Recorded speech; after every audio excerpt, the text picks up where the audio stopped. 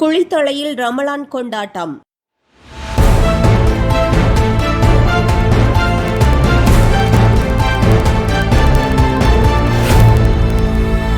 குளித்தலை ஜும்மா பள்ளிவாசலில் ரமலான் திருநாளை முன்னிட்டு ஏராளமான இஸ்லாமியர்கள் புத்தாடை அணிந்து சிறப்பு தொழுகையில் கலந்து கொண்டனர்.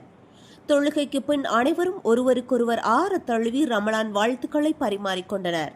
மேலும் மத நல்லிணக்கத்தை வலியுறுத்தும் வகையில் அனைத்து மதத்தினரையும் வரவேற்று வாழ்த்துக்கள் தெரிவித்தது நிகழ்வின் சிறப்பாக அமைந்தது. செய்தியாளர் கருணாநிதி.